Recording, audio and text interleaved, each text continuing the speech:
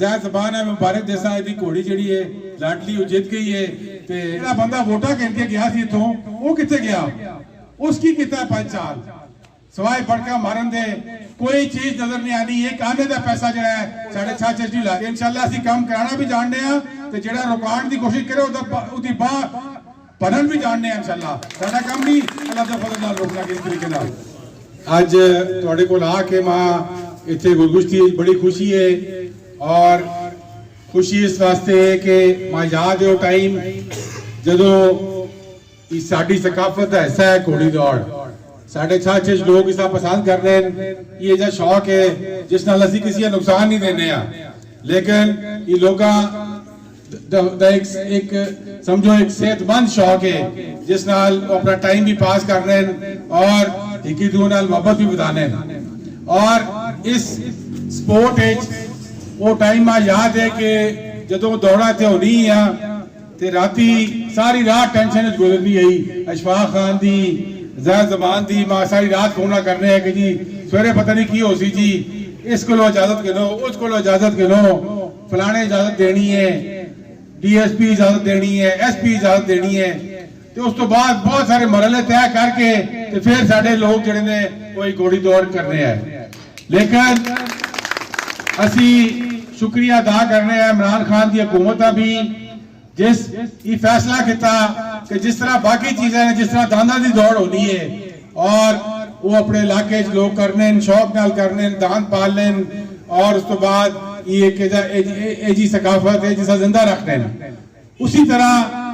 इस इजरा हुण DC साडा है इसका भी असी शुक्रिया अदा करने कि इस क्या कि जी इस टांटियां मुकाओ ये जरा रोज रोज की एक फजूल की टेंशन मुक्की होनी है इस टांटियां मुकाने कि असी इस सकाफत का दर्जा दे देने और सकाफत के दर्जे का मतलब है कि ये कानून के तहत आना है इस कानूनी जरा हुकूमत के कानून मुख्तलिफ सकाफत की चीज़ों से लगने वो ये इससे लागू हो बने और उस नाल ये कोई गैर कानूनी काम नहीं रहना तो इस वास्ते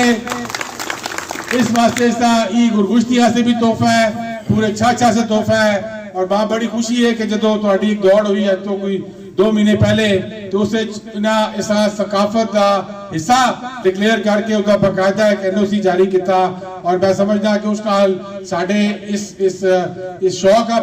पूरा करने से और ये जरा स्पोर्ट है इसका वधाण से सानू मौका मिल सी और असी चाहसा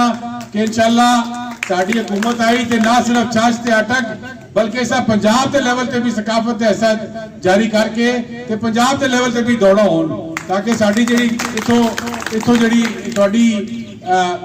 घोड़ी दौड़ जो कागे निकल लें उन्होंने पंजाब लेवल से और पाकिस्तान लेवल से भी नुमाइंदगी मिले और पाकिस्तान लेवल से स्पोर्ट जरा बन के आगे जाए इंशाल्लाह उस वास्ते भी असी कोशिश कर सा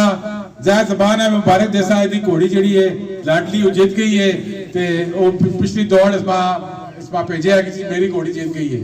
ते आज मैं आप भी टांगा चलाया है और बड़ा मजा आया मैं भी टांगा चला के ये साडे बुजुर्गा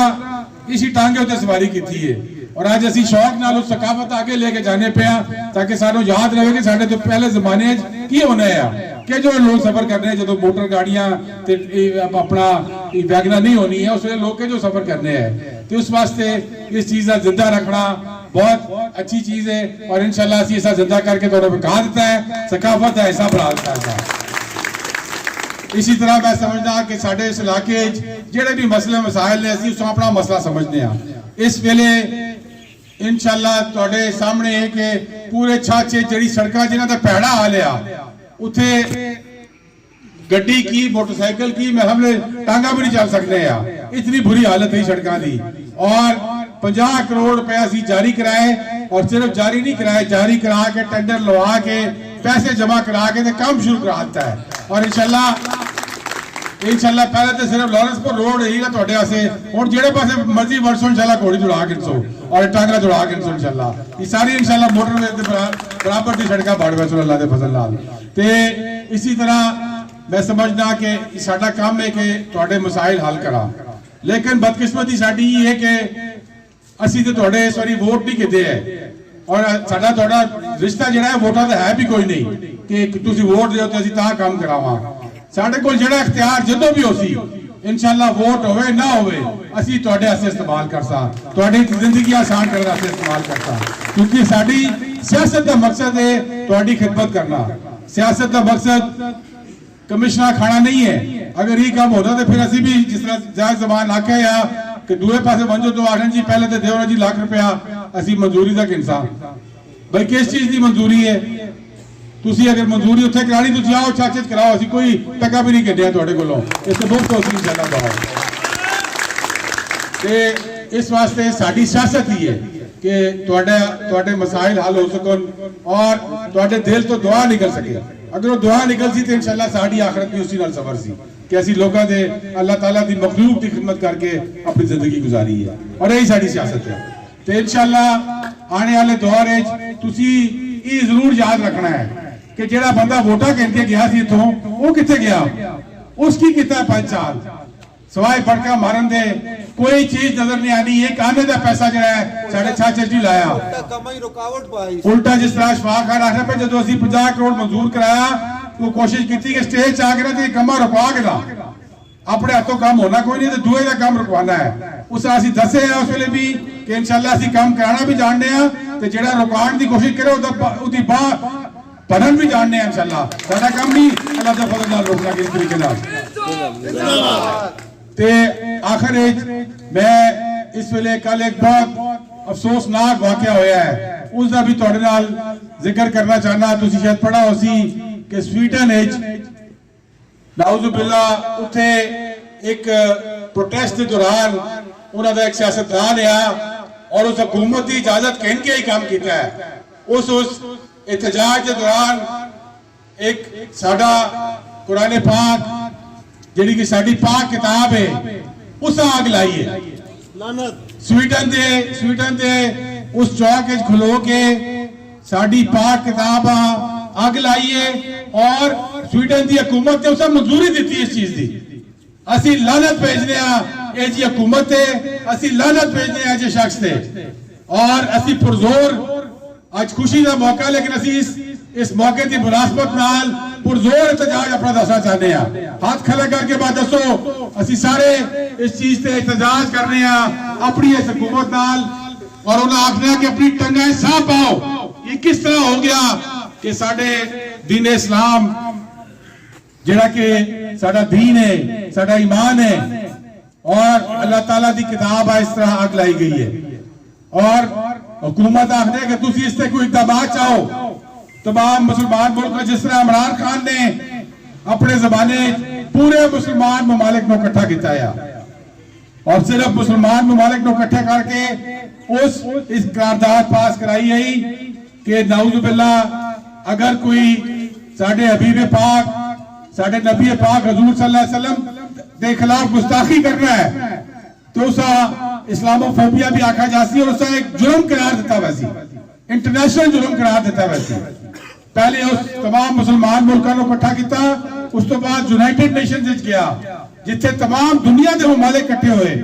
उन्होंने सारे ने मिल के इसके खिलाफ करारदाद पेश की थी और वो करारदाद मुझे जरा सी इमरान खान सी मैं समझदा कि इमरान खान के सारे काम एक पासे रख दियो ये एक काम एक पासे रख दियो तो ता भी वो हकदार इस मुल्क का वजीर आजम बनदा। इसी तरह होर मौका इस हुकूमत को ले जड़ी जबरदस्ती आके आज बैठ गई है लेकिन इन्हें जिम्मेवारी है इस कौम की, इन्हें जिम्मेवारी है साडे दीन की रखवाली करने की। और अगर आज इस तरह का वाकया पेश आया है तो वो चुप करके ना बैठो बल्कि खलो के अपनी गल करो और उसी तरह मुसलमान मुल्कों और फिर तमाम दुनिया को स्वीडन के खिलाफ इकट्ठा करो कि किस तरह इस मुल्क ने कानूनी तौर पर इजाजत दी एक बंदे ने इस किस्म का कदम चाण दी। क्या तुम सारे इस चीज ना लो फिर हाथ खड़े करके दसो कि असी इंशाल्लाह इस वास्ते पूरा एहतजाज भी कर सा और मैं समझना कि यह चीजा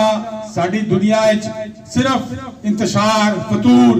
और एक ही दुए नाल लड़ान से की जानिया कि अगर दहशतगर्दी तो मुसलमान ममालिक दहशतगर्दी नजर आवे तो तुम आखने हो कि मुसलमान दहशतगर्द बन गया है। लेकिन आज दहशतगर्दी ये भी दहशतगर्दी है कि अगर कोई शख्स किसी और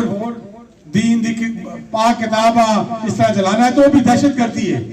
ਤੇ ਅਗਰ ਦਹਿਸ਼ਤਗਰਦੀ ਹੈ ਸਵੀਡਨ ਵਿੱਚ ਤੇ ਫਿਰ ਤੁਸੀਂ ਉਹਨਾਂ ਨੂੰ ਵੀ ਦਹਿਸ਼ਤਗਰਦ ਕਰਾਰ ਦਿਓ। ਤੇ मैं समझदा कि अल्लाह ताला इस मुल्क का साढ़े दीन हमेशा हमेशा से कायम दायम रखा है और हमेशा साढ़े दिल कायम दायम रखा है और इन्हां चीज़ों नाल अल्लाह का दीन सुकड़ना नहीं है वक्सी, क्योंकि अल्लाह ताला का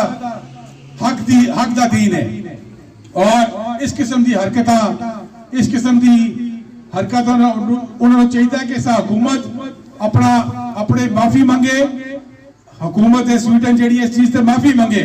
कि उन्होंने इसकी कानूनी इजाजत दी है और उस तो बाद इस इंटरनेशनल लेवल पे एक जुर्म करार दिता। आखिर मैं तुझे सारे का बहुत शुक्रिया अदा करना, तुझी बड़ी मोहब्बत दे नाल अज इत्थे आए हो और मैं तो जो सच इंटरचेंज तो लता ते हुण तो मेरा दिल नहीं जा रहा गड्डी बैठ तो मेरा दिल जा रहा टांगे ची वजा वापस कि टांगे का मजा इतना है। तो जायद आखना पाया कि जी शाही सवारी और वाकई ये शाही सवारी है तो इंशाल्लाह इस शाही सवारी असी हमेशा कायम रखसा, हमेशा असी कायम और दायम रखसा। ऐसे सकाफत का हिस्सा बना देता है और इंशाल्लाह साढ़े चाचे जेड़ी सकाफत का हिस्सा है इंशाल्लाह पाकिस्तान की सकाफत का हिस्सा भी बड़ी मेहरबानी।